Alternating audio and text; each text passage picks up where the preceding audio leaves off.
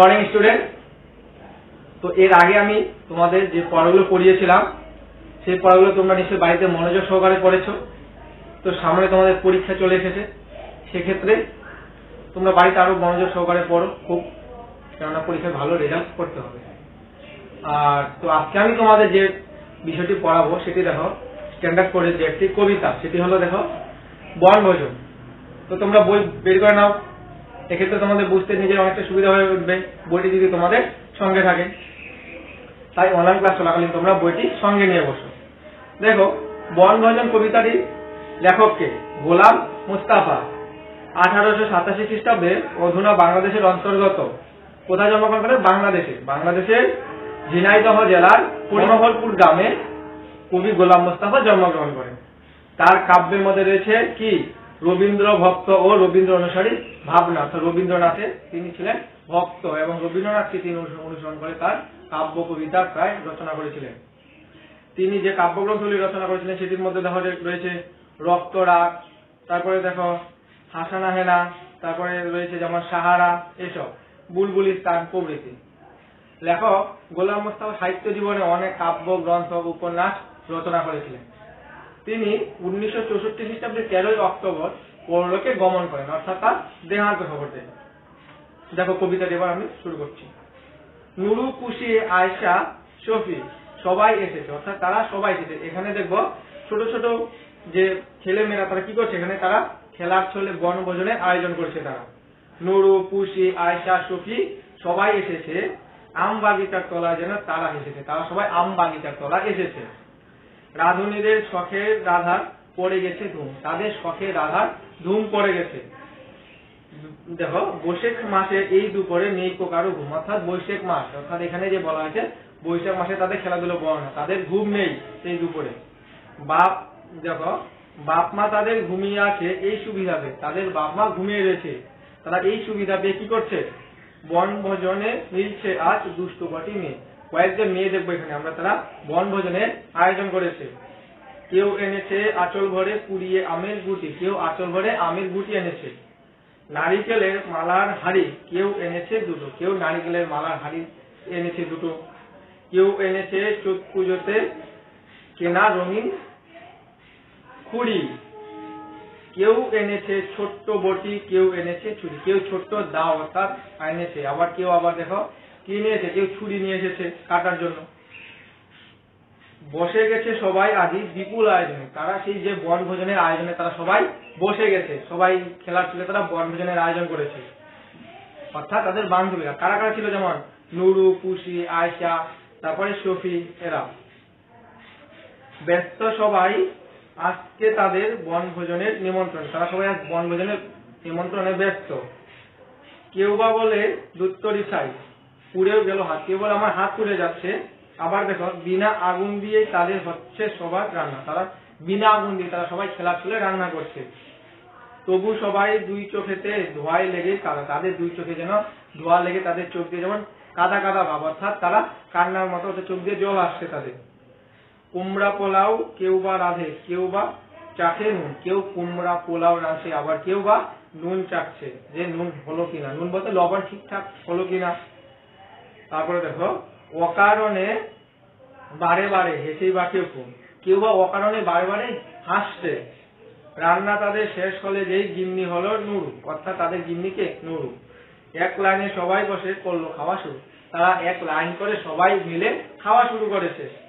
ধুলো বালির কুমড়া পোলাও আর সে কাদার পিঠে, অর্থাৎ তারা কাদা দিয়ে পিঠে বানিয়েছে। দেখো মিঠা দেখো মিছি মিছি খেয়ে সবাই বললে বেজায় মিছে, কেউ আবার মিছি মিছি তারা খেয়ে বলছে খুব মিষ্টি হয়েছে। এমন সময় হঠাৎ আমি পড়েছি যেই এসে, আমি হঠাৎ করে যেই এসে পড়লাম, পালিয়ে গেল দুষ্টুরা সব খিলখিলিয়ে এসে, তারা সবাই আমাকে দেখে খিলখিলিয়ে এসে পালিয়ে গেল। তাহলে এখানে দেখো যে কবিতাটির নাম বনভোজন, এখানে আমরা দেখছি কয়েকজন মেয়ে তারা কি করছে, খেলার ছলে তারা বনভোজনের আয়োজন করেছে। তারা বিনা আগুনে রান্না করছে, তাতে তাদের দেখা যাচ্ছে চোখের জল। আবার কেউ বাড়ি থেকে এটা ওইটা নিয়ে এসেছে। আবার দেখো তারা কেউ আবার যে মাটির কাদা দিয়ে তারা মিষ্টি বানিয়েছে, কেউ কেউ বলছে আবার খুব মিষ্টি হয়েছে। তারা একসঙ্গে তারপর রান্না শেষে এক লাইন করে তারা খেতে বসেছে। তো কবিতাটা খুব মজার, তোমরা বাড়িতে পড়ে নিও। আর দেখো এখানে অনুশীলনের যে প্রশ্নগুলি রয়েছে আমি তোমাদের তো নোটস দিয়ে দেবো, তো তোমরা বাড়িতে অবশ্যই মনোযোগ সহকারে পড়ো। তো এখন আমি যে বিষয়টি তোমাদের পড়াবো সেটি হলো স্ট্যান্ডার্ড 4 ব্যাকরণ। তো প্রথম অধ্যায়টি তোমাদের পড়িয়েছি, আজকে আমি তোমাদের যেটি বলবো সেটি হলো দ্বিতীয় অধ্যায়। দেখো ভাষা ও ব্যাকরণ। তো ভাষা ও ব্যাকরণের মধ্যে পড়াটি দেখো কি রয়েছে। মানুষের ভাষা যে আলোর মতো। মানুষের ভাষাটি কি? মানুষের ভাষা হলো আলোর মতো। এই ভাষা যতদূর ছড়ায় ততদূর আমাদের হৃদয় আপনি আপনাকে প্রকাশ করে চলে। অর্থাৎ আমাদের এই যে মনের ভাব যতদূর পর্যন্ত যে ছড়ায় সেটি হলো আপনি আপনাকে মনের ভাব, অর্থাৎ আপনাকে সেই মনের ভাবটি প্রকাশ করে চলে আমাদের। সবাই চেঁচিয়ে উঠলো। দেখো এখানে খেলাটির মধ্যে দেখো সবাই চেঁচিয়ে উঠলো, এখানে প্রত্যেকে নিজের নিজের মনের ভাব প্রকাশ করছে। এখানে দেখো কি রয়েছে, সবাই চেঁচিয়ে উঠলো 4। অর্থাৎ চেঁচিয়ে উঠলো, দেখো ছেলেটি যখন বল মারলো, ব্যাট করছে যখন মারলো, তখন সবাই চেঁচিয়ে বললো কি 4। জয়ন্ত বলল অপূর্ব। বলটা রকেটের মতো সীমানার বাইরে চলে গেল। এবার দেখো রেবা বলল কি? রেবা বলল সচিনের ব্যাটেই 4 হলো। সচিনের ব্যাটেই 4 হলো। লক্ষ্য করে এখানে যে খেলোয়াড়দের মধ্যে এখানে প্রত্যেকেই খেলছে, প্রত্যেকে নিজে নিজেদের মনের ভাব প্রকাশ করছে। দেখো এই যে মনের ভাব প্রকাশ করা সেটি হলো ভাষা। প্রত্যেকে নিজে নিজের মনের ভাব প্রকাশ করছে, নিজে নিজে যে মনের ভাব প্রকাশ করে সেটি হলো ভাষা। আমরা আমাদের মনের ভাব কথার মাধ্যমে অপরকে বুঝিয়ে বলি। আমরা কি করি? কথার মাধ্যমে নিজেদের মনের ভাব অপরকে বুঝিয়ে বলি। আর মনের ভাব বা মনের কথা ঠিক মতো বুঝিয়ে বলার জন্য সৃষ্টি হয়েছে ভাষা। মনের ভাব বা কথাকে ঠিকভাবে যে বুঝিয়ে বলি সেটি জন্য সৃষ্টি হয়েছে ভাষা। আমরা কথা বলি মুখের সাহায্যে। আমরা কথা বলি মুখের সাহায্যে। মুখ থেকে যা বেরিয়ে আসে তা হলো শব্দ বা আওয়াজ। মুখ থেকে যা বেরিয়ে আসে সেটি হলো কি? শব্দ বা আওয়াজ। এই শব্দ বা আওয়াজকে আমরা এক কথা কি বলতে পারি? যে মুখ থেকে আমরা কথা বলছি, যে আওয়াজটি বেরিয়ে আসছে সেই আওয়াজটিকে আমরা বলতে পারি ধ্বনি। কোন আওয়াজ বা ধ্বনি মুখ দিয়ে বেরিয়ে এলে সেই আওয়াজে তাকে একটি নির্দিষ্ট অর্থ থাকতে হবে।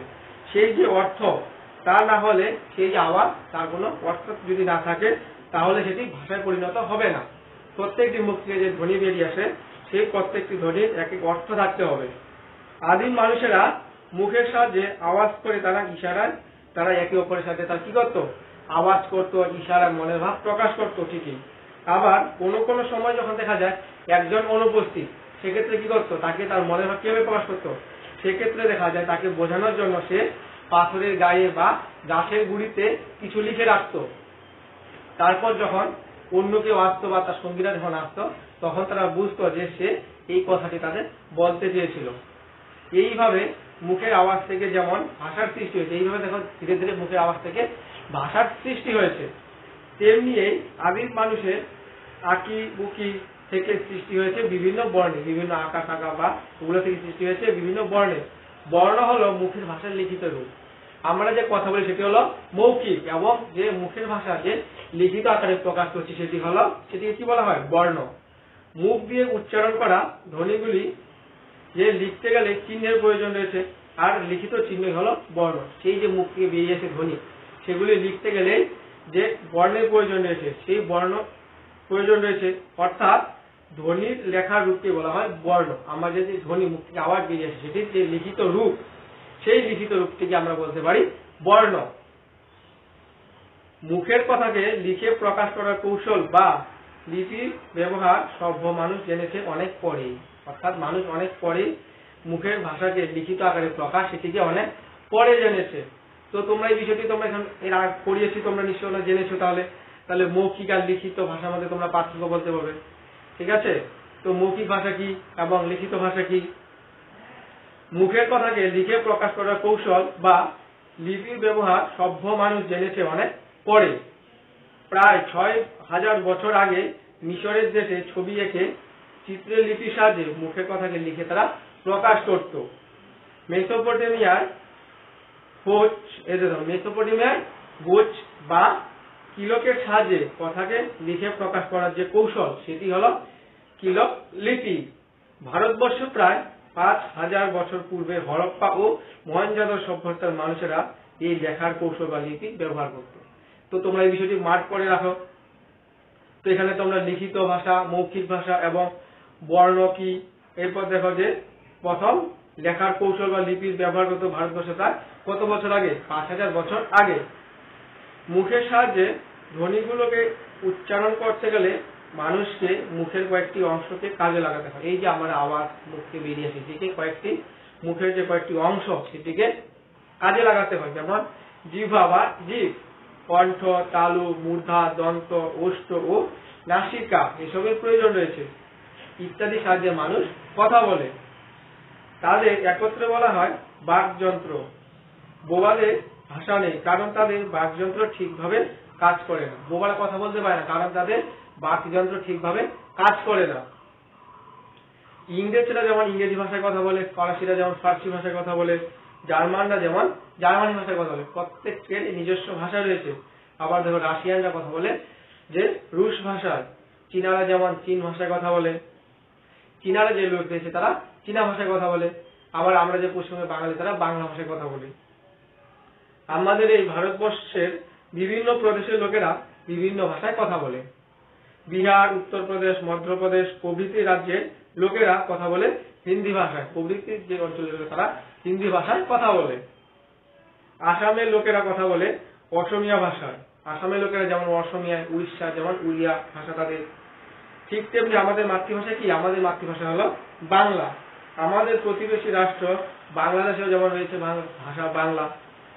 আমরা বাঙালি, আর বাংলা আমাদের, যে আমরা বাংলা ভাষায় কথা বলি, বাংলা ভাষা আমাদের হলো মাতৃভাষা। প্রত্যেক ভাষার কিছু কিছু নিয়ম কানুন রয়েছে, প্রত্যেক ভাষার নিজস্ব কিছু কিছু নিয়ম কানুন রয়েছে। এই যে নিয়ম কানুন যে বইতে লেখা থাকে তাকেই যে বলা হয় ব্যাকরণ। অর্থাৎ ভাষা সঠিক ও শুদ্ধভাবে ব্যবহার করতে গেলে ব্যাকরণ জানাটা অবশ্যই প্রয়োজন। যে বই পড়ে বাংলা ভাষা শুদ্ধ রূপে লিখতে, পড়তে ও বলতে পারা যায় সেটি হলো ব্যাকরণ।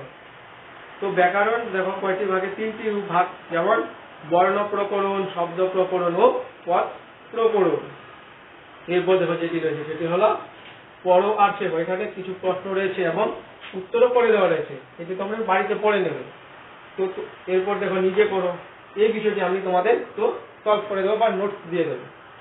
এরপর দেখো এখানে যে পড়াটি রয়েছে এই বিষয়টি তোমরা কি কি করবে? যেমন ধ্বনি কাকে বলা হয়, লিখিত রূপ, মৌখিক রূপের মধ্যে পার্থক্য, তারপরে যেমন মনে করো বাকযন্ত্র কাকে বলা হয়, বাকযন্ত্র উচ্চারণ করতে গেলে কি কি প্রয়োজন রয়েছে, যেমন জিহ্বা, তালু, কণ্ঠ, মূর্ধা প্রভৃতি, দন্ত, ওষ্ঠ, নাসিকা প্রভৃতি প্রয়োজন রয়েছে। আমাদের যেমন মাতৃভাষা কি? বাংলা। বাংলা ব্যাকরণকে কয়টি ভাগে ভাগ করা যায়? যেমন 3টি ভাগে। এই বিষয়টি তোমরা খুব মনোযোগ সহকারে পড়বে। এরপর দেখো আরেকটি প্রবন্ধ রয়েছে, সেটি হলো জগদীশ চন্দ্র বসু। জগদীশ চন্দ্র বসু যে সেটি হলো দেখো 117 নং পেজ। 117 নং পেজে দেখো যেটি রয়েছে সেটি হলো জগদীশ চন্দ্র বসু। তো জগদীশ চন্দ্র বসু সম্বন্ধে তোমরা বাড়িতে একটু পড়ে নেবে বিস্তারিত হবে, ঠিক আছে? তো নেক্সট বাংলা ব্যাকরণ। তো বাংলা ব্যাকরণের প্রথম ও দ্বিতীয় অধ্যায় পড়িয়ে দিয়েছি তোমাদের। তো আজকে আমি যে এটি বলাবো সেটি হলো তৃতীয় পাঠ, ধ্বনি ও বর্ণ। এই লিখে দেখো যে ধ্বনি ও বর্ণ বলতে কি বোঝায়। মুখ ফুটে যে ছোট্ট আওয়াজ তারই বলি ধ্বনি। অর্থাৎ আমাদের মুখ থেকে যে আওয়াজ বেরিয়ে আসে সেই আওয়াজটিকে আমরা কি বলি? ধ্বনি। চিহ্ন দিয়ে লেখে যখন, সেটিকে আমরা যখন চিহ্ন অর্থাৎ লেখি, সেটিকে আমরা যখন প্রকাশ করি, অর্থাৎ সেটি লেখ্য রূপে প্রকাশ পায়। আমরা যখন কথা বলি তখন কতগুলি আওয়াজ বা শব্দ করি। এই শব্দের সবচেয়ে ক্ষুদ্রতম অংশ, অর্থাৎ সেটিকে বলা হয় আমরা ধ্বনি। মানুষের মুখের আওয়াজকে ব্যাকরণের ভাষায় কি বলা হয়? আমরা যে মুখ দিয়ে আওয়াজ অর্থাৎ বার করছি, কথা বলছি, সেই আওয়াজটিকে আমরা কি বলি ব্যাকরণ ভাষায়? সেটিকে ব্যাকরণ ভাষায় বলা হয় ধ্বনি। এরপর দেখো যে শব্দ। মানুষের উচ্চারিত সুস্পষ্ট অর্থবোধক প্রত্যেকটি ধ্বনি বা ধ্বনির সমষ্টিকে বলা হয় শব্দ। যেমন দেখো বই, জল, মানুষ, ফুল, এই প্রত্যেকটি হলো এক একটি শব্দ। এরপর দেখো বর্ণ কাকে বলে? মুখের বিভিন্ন ধ্বনিকে লিখে বোঝানোর জন্য যে পৃথক পৃথক চিহ্নের ব্যবহার করা হয় সেটিকে আমরা বলতে পারি বর্ণ। বাংলায় বর্ণমালা কয়টি? স্বরবর্ণ ও ব্যঞ্জন বর্ণ। এই যে দেখো স্বরবর্ণ ও ব্যঞ্জন বর্ণ। স্বরবর্ণ হলো কয়টি? স্বরবর্ণ হলো 11টি এবং ব্যঞ্জন বর্ণ হলো 39টি। স্বরবর্ণ যেমন সরু সরে আদর্শ দিকে এগুলি হলো স্বরবর্ণ। ব্যঞ্জন বর্ণ যেমন ক খ গ ঘ এগুলি হলো ব্যঞ্জন বর্ণ। দেখো যে স্বরবর্ণ, স্বরবর্ণের মধ্যে এখানে দেখো যে বিষয়টি রয়েছে সেটি হলো যে সকল বর্ণ অন্য কোনো বর্ণের সাহায্য ছাড়াই নিয়ে, অর্থাৎ অন্য কোনো বর্ণের সাহায্য প্রয়োজন হয় না, না নিয়েই নিজে নিজেই উচ্চারিত হয়, সেগুলিকে বলা হয় স্বরবর্ণ। যেমন যেমন কি রয়েছে সরু সরে আদর্শ, এগুলি হলো স্বরবর্ণ। স্বরবর্ণ কয়টি? 11টি এবং ব্যঞ্জন বর্ণ হলো 39টি। তো দেখো স্বরবর্ণ কয়টি? স্বরবর্ণ যেমন দেখো 3 ভাগে ভাগ করা রয়েছে এখানে, হ্রস্বস্বর, দীর্ঘস্বর ও যৌগিক স্বর। হ্রস্বস্বর কাকে বলা হয়? হ্রস্ব কথাটির কথার অর্থ হলো কম। যে সকল স্বরবর্ণ উচ্চারণ করতে কম সময় লাগে সেটিকে বলা হয় যেমন হ্রস্বস্বর। যে স্বরবর্ণ উচ্চারণ করতে কম সময় লাগে সেটিকে বলা হয় হ্রস্বস্বর। যেমন অ, সরু, রস্বই, হ্রস্ব, ঋ এগুলি হলো উচ্চারণ করতে কম সময় লাগে, সেগুলিকে বলা হয় হ্রস্বস্বর। দীর্ঘস্বর কাকে বলা হয়? যে স্বরবর্ণ উচ্চারণ করতে বেশি সময় লাগে সেটিকে বলা হয় দীর্ঘস্বর। যেমন সরেয়া, দীর্ঘই, দীর্ঘ, এ, ওই, ও, ও এসব। যৌগিক স্বর একাধিক স্বরবর্ণ যোগ করে যেসব স্বরবর্ণ গঠিত হয় সেগুলিকে বলা হয় যৌগিক স্বর। যেমন ওই অর্থাৎ সরু যোগ রস্বই, ওই, ও, সরু যোগ রস্ব, ও অর্থাৎ আরেকটি স্বরবর্ণের প্রয়োজন রয়েছে, সেটিকে বলা হয় যৌগিক স্বর। ব্যঞ্জন বর্ণ যে ধ্বনি স্বরধ্বনির সাহায্য ছাড়া উচ্চারিত হতে পারে না সেগুলিকে আমরা বলা হয় ব্যঞ্জন ধ্বনি। যেমন ক, খ, গ, ঘ এগুলি হলো যে ব্যঞ্জন বর্ণ। ব্যঞ্জন বর্ণগুলি দেখো আবার ক থেকে ম পর্যন্ত 25টি যে বর্ণ সেগুলিকে বলা হয় স্পষ্ট বর্ণ। স্পষ্ট বর্ণগুলিকে আবার দেখো 5 ভাগে ভাগ করা যায়। যেমন স্পষ্ট বর্ণ, অন্তস্থ বর্ণ, উষ্ম বর্ণ, অযোগবাহ বর্ণ, এরপরে দেখো অনুনাসিক বর্ণ। এই ভাগগুলো তোমরা খুব মনোযোগ সহকারে পড়বে, ঠিক আছে? তারপরে দেখো এখানে অন্তস্থ বর্ণ, উষ্ম বর্ণ, অযোগবাহ বর্ণ, অনুনাসিক বর্ণ, এগুলি তোমরা একটু পড়ে নেবে। এরপর দেখো ধ্বনি কাকে বলে, এই দেখো এখানে আরো প্রশ্ন উত্তর আকারে করে দেওয়া হয়েছে। ধ্বনি কাকে বলা হয়? বর্ণমালাকে কয়টি ভাগে ভাগ করা যায়? 2টি, স্বরবর্ণ ও ব্যঞ্জন বর্ণ। স্বরবর্ণ কয়টি এবং ব্যঞ্জন বর্ণ কয়টি? এরপর স্বরবর্ণের আবার দেখো যে এখানে কয়টি ভাগ এবং কি কি সেগুলো তোমরা একটু দেখে নেবে। এরপর দেখো চতুর্থ অধ্যায়। চতুর্থ অধ্যায় যে পড়াটি রয়েছে সেটি হলো শব্দ, পদ ও বাক্য। এবার দেখো শব্দ কাকে বলা হয়? নানা রকমের বর্ণ মিলে এক বা একাধিক, নানা রকমের বর্ণ মিলে এক বা একাধিক স্পষ্ট কোনো অর্থ হলে তা ঠিক, তা শব্দের হয়ে যায়, তাহলে শব্দ হলে তা ঠিক হয়। আমরা যখন কিছু বলি বা লিখি তখন কিছু শব্দ ব্যবহার করি। যখন আমরা কোনো কিছু বলি বা লিখি সেক্ষেত্রে আমরা কোনো কিছু শব্দের ব্যবহার করি। সেই যে শব্দগুলি ব্যবহার করি তা হলো ভাষা হলো অজস্র শব্দের সমষ্টি।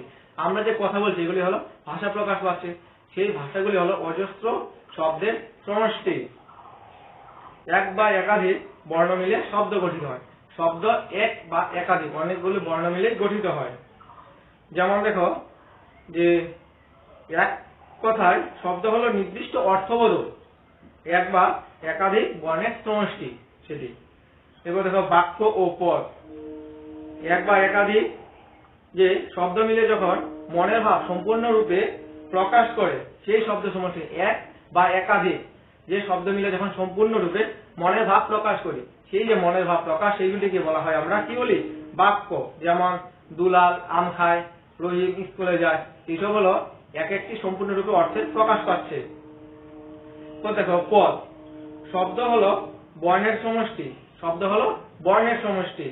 বাক্য হলো শব্দের সমষ্টি আর বাক্যে ব্যবহৃত শব্দ হলো পদ। বাক্যে যে ব্যবহৃত শব্দ সেগুলিকে বলা হয় পদ। অর্থাৎ দেখো পদ কাকে বলে? বাক্যে ব্যবহৃত পরস্পরের সঙ্গে অর্থের সম্পর্কের দ্বারা যুক্ত শব্দকে বলা হয় পদ। তো দেখো যে বিভিন্ন তাহলে যথাযথ অর্থের প্রকাশ পায় পদের যখন বাক্যের মধ্যে ব্যবহৃত হয়। পদ যখন যেখানে শব্দের সঙ্গে মিল ঘটানোর জন্য, যেমন মাঠে দেখো মাঠে একার পদ এখানে যোগ করা হয়েছে। দেখো এ বিভক্তি বা চিহ্ন এখানে যুক্ত করা হয়েছে মাঠে। যেমন দৌড়ে এ বিভক্তি এখানে অর্থাৎ পদের অর্থাৎ গঠন করা হয়েছে এখানে যোগ।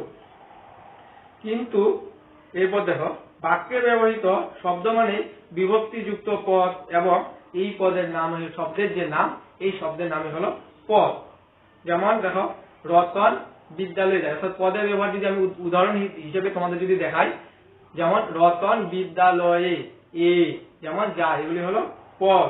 আমি গরুর দুধ খাই, গরুর অর্থাৎ বসিন্যার এখানে রয়েছে। অর্থযুক্ত শব্দগুচ্ছকে বাক্য বলা হয়। অর্থযুক্ত যে শব্দের গুচ্ছ সেই শব্দের গুচ্ছটিকে আমরা কি বলা হয়? বাক্য।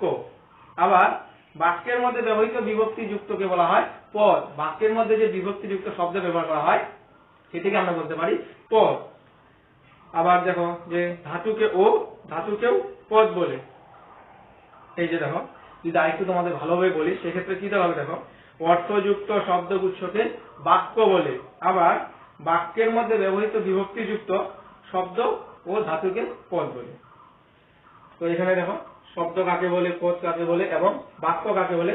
যেমন বাক্য হলো এক বা একাধিক শব্দ মিলে যখন মনের ভাব, এক বা একাধিক শব্দ মিলে যখন সম্পূর্ণরূপে মনের ভাব প্রকাশ করে সেটিকে বলা হয় যেমন বাক্য। যেমন রাম ভাত খায়, যেমন রীতা স্কুলে যাচ্ছে, এগুলি হলো সম্পূর্ণরূপে মনের ভাব প্রকাশ পাচ্ছে এখানে এক বা একাধিক বাক্য মিলে বা শব্দের গঠনে।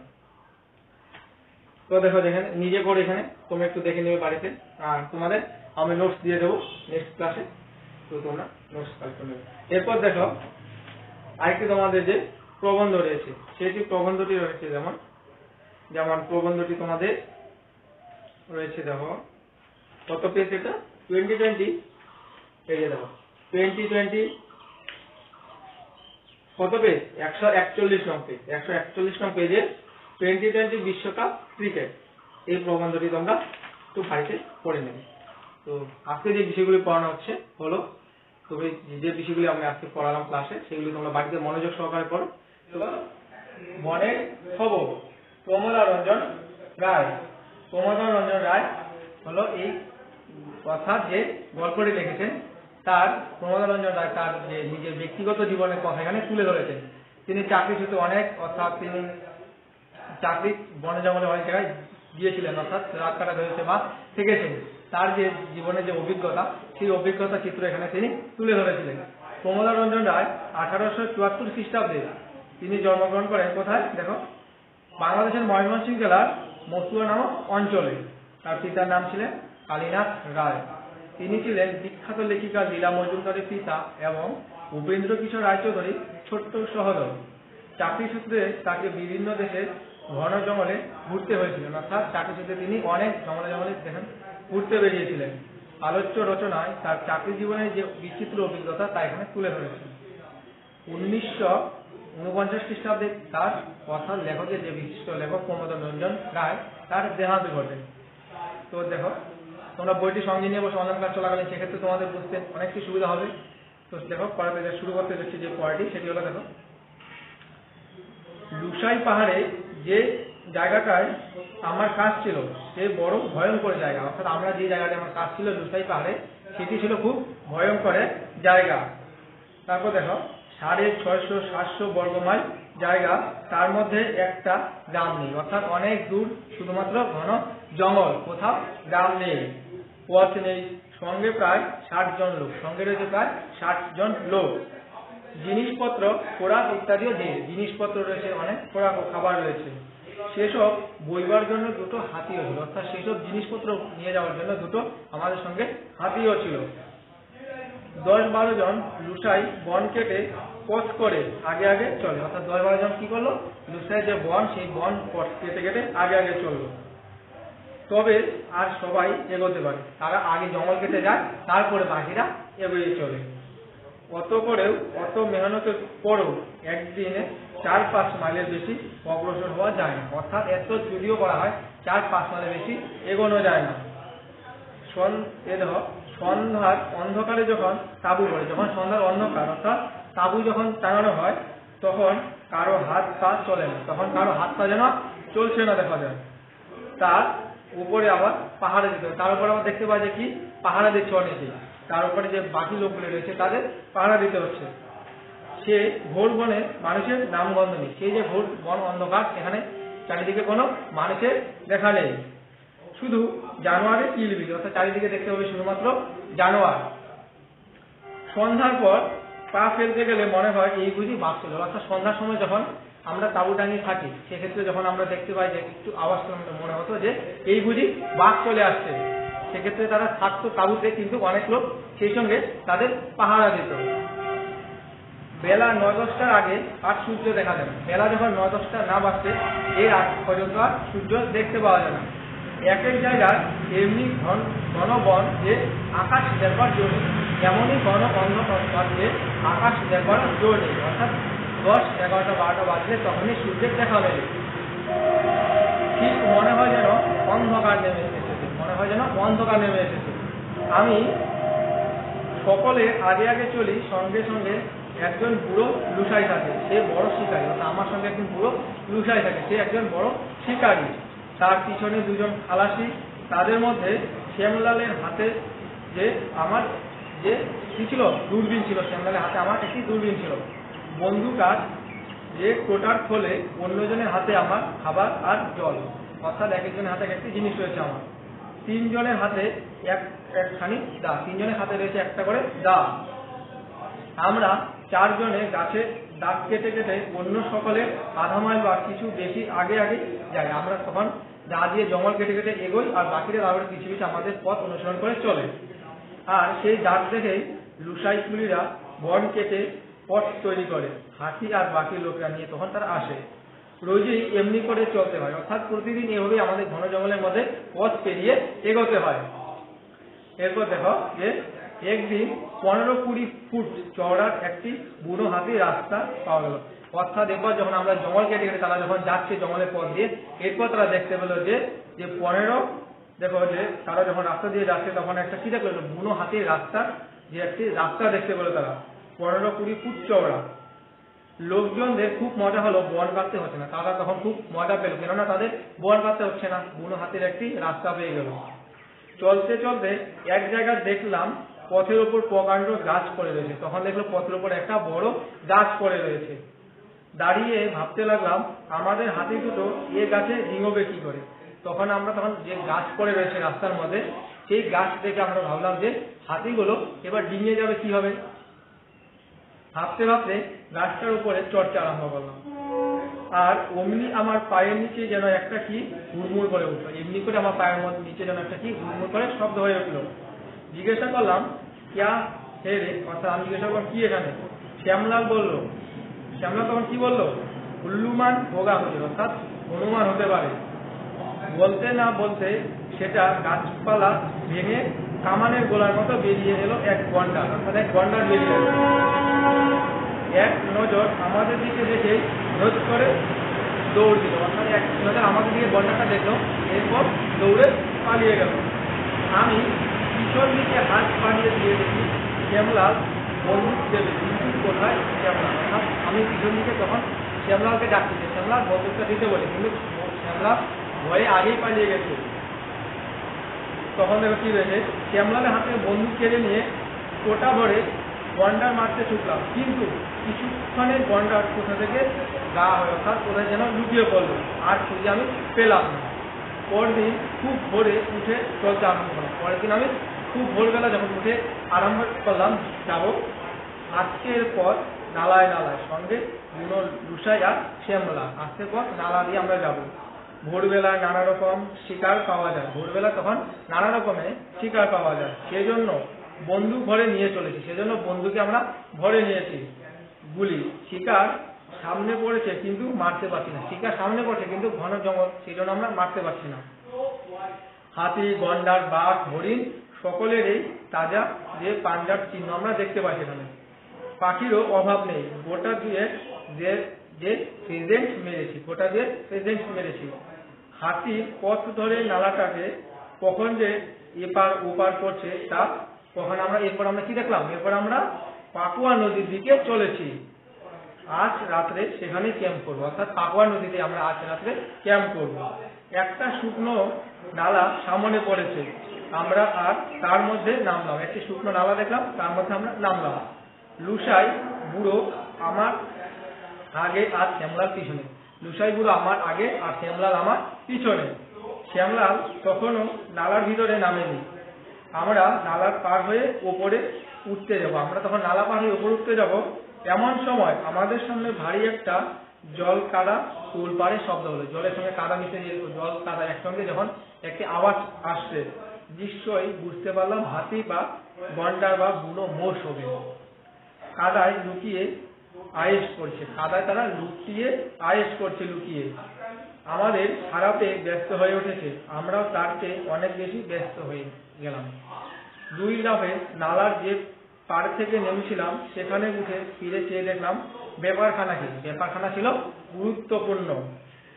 গুরুত্বপূর্ণ যে ব্যাপার, সেটি তখন গুরুতর ব্যাপার।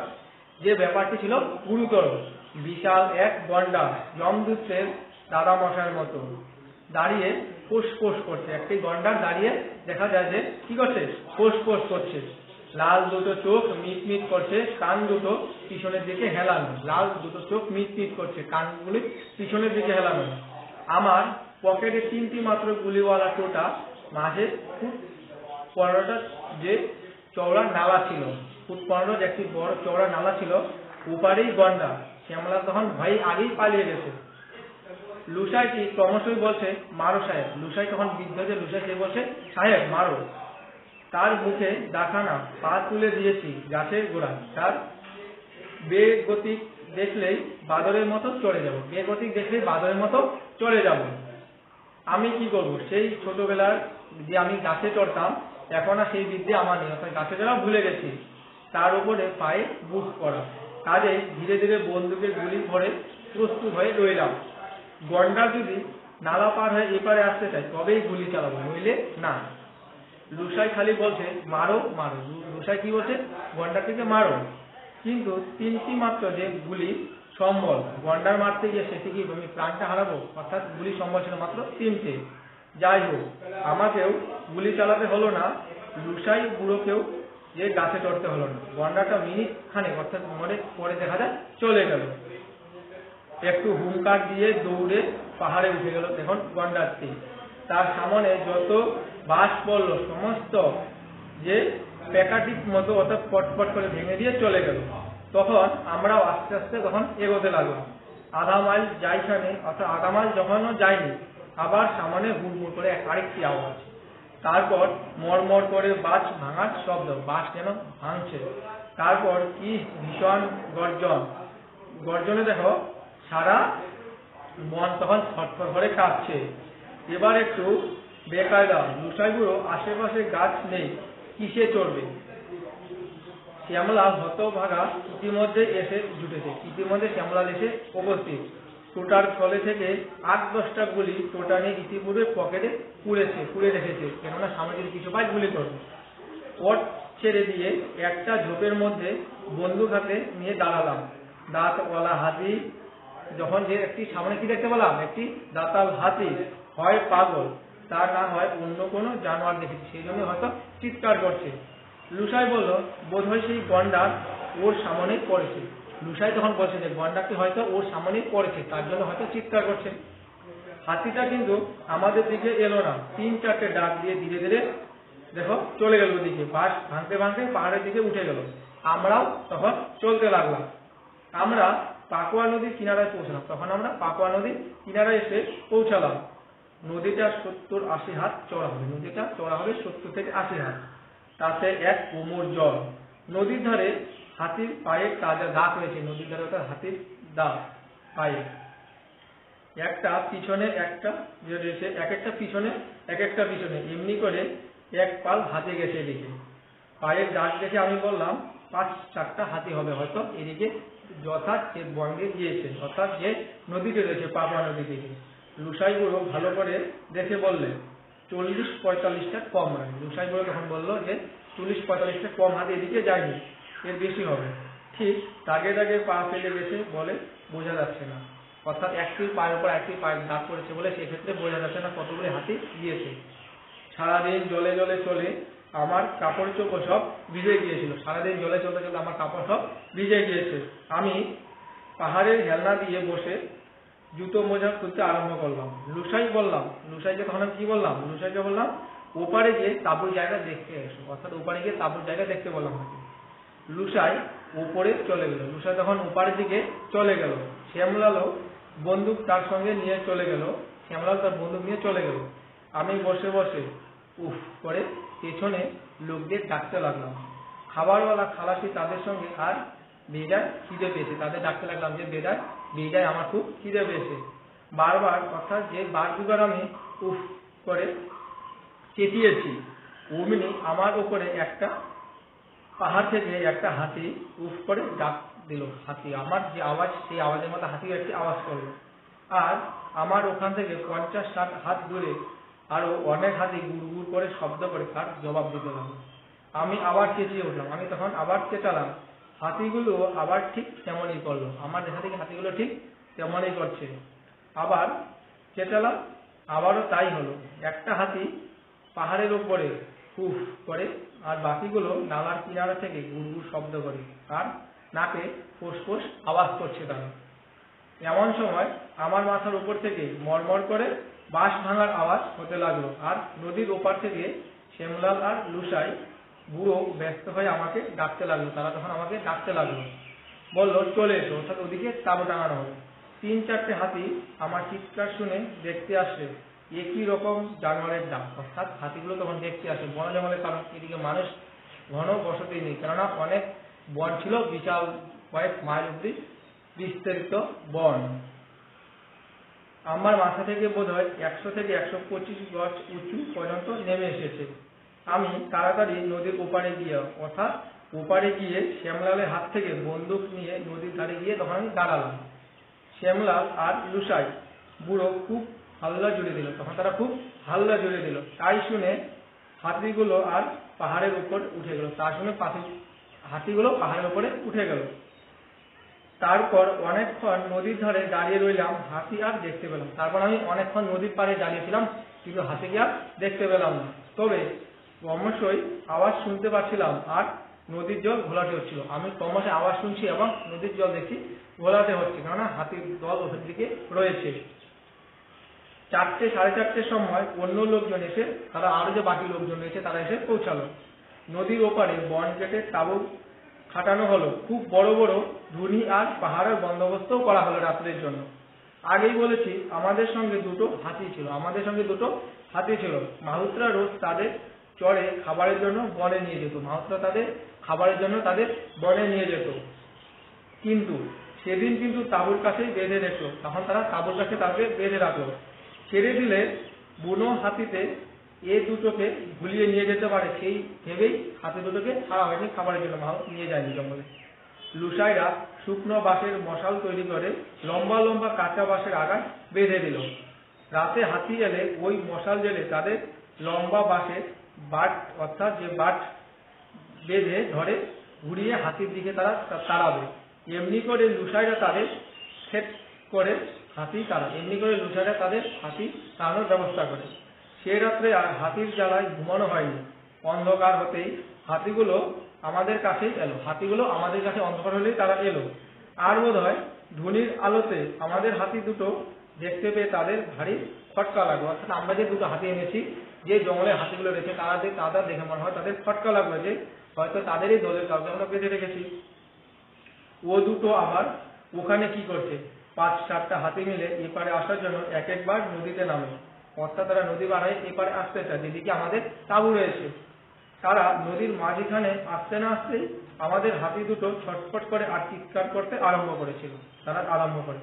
অমনি আমাদের লোকরা প্রাণপণে মশাল ঘুরিয়ে বিকট চিৎকার করতে করতে ছুটে তাদের দিকে ছুটে আসে। আর হাতিগুলো দৌড়ে আবার ওপারে বনের দিকে তারা ঢুকে যায়। সারাটা রাত ঠিক একইভাবে কাটল। ভোরবেলায় কতগুলো হাতি পূবের পাহাড় আর কতগুলো পশ্চিমের পাহাড়ে উঠে গেল। এবং পশ্চিমের পাহাড়ের দিকে উঠে গেল। সারা রাত্র তাদের আর ঘুম হলো না, পাহারা দিয়ে তাদের রাত কেটে গেল। তো যে পড়াটি আমি পড়িয়েছি সেটি হলো বনের খবর। তোমরা এই পড়াটি বাড়িতে পড়ো। তো নেক্সট ক্লাসে আবার দেখা হচ্ছে। এছাড়া দেখো যে অনুশীলনীয় প্রশ্নগুলি রয়েছে, আমি তোমাদের নোটস দিয়ে দেবো। ঠিক আছে।